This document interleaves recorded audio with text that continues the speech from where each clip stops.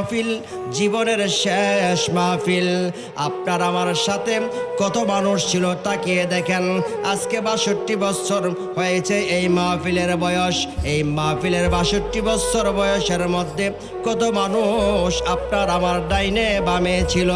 কত মানুষের সঙ্গে চা খেয়েছেন রে বাবা, কত মানুষের সঙ্গে উঠা বসা করেছেন, কত মানুষের সঙ্গে দেখা হয়েছে।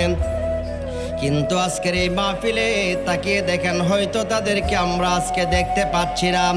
না জানি কখন কার জীবনের শেষ এসে যায়। আজকের মাহফিল না জানি কার জীবনের শেষ মাহফিল হয়ে যায়। যদি আজকের মাহফিল শেষ মাহফিল হয়ে যায় রে বাবা, আপনার আমার কিন্তু ঘর হয়ে যাবে কবর আসল ঠিকানা। সুতরাং যারা এখানে সেখানে ঘোরাফেরা করছেন, আমি আহ্বান করব রে বাবা, এখনো সময় আছে, মাহফিলের প্যান্ডেলের ভিতরে চলে আসুন। আল্লাহর নবী রাহমাতুল লিল আলামিন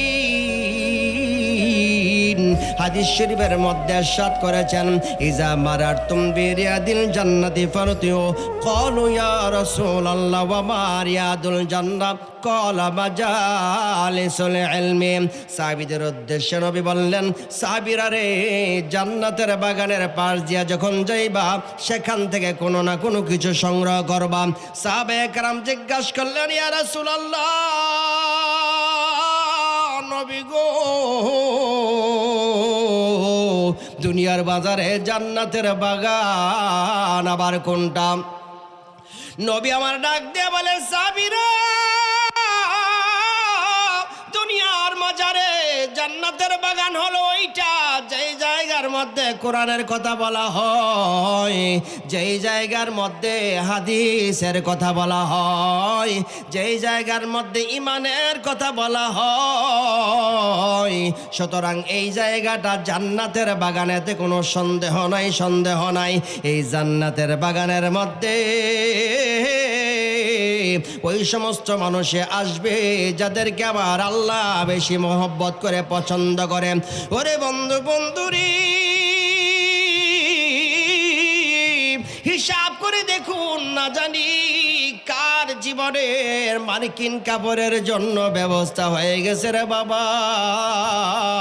না জানি কার জীবনের মধ্যে হায়াত ফুরাইয়া গিয়েছে। না জানি কার জীবনে বাঁশ কেটে তার জন্য কবরের বাসিন্দা বানানোর ব্যবস্থা হয়ে গেছে, কার জন্য আতরের ব্যবস্থা হয়েছে, না জানি কার জন্য সুরমার ব্যবস্থা হয়েছে। আজকের এই মাহফিল যদি জুয়া বা শেষ মাহফিল হয় রে বাবা, তাহলে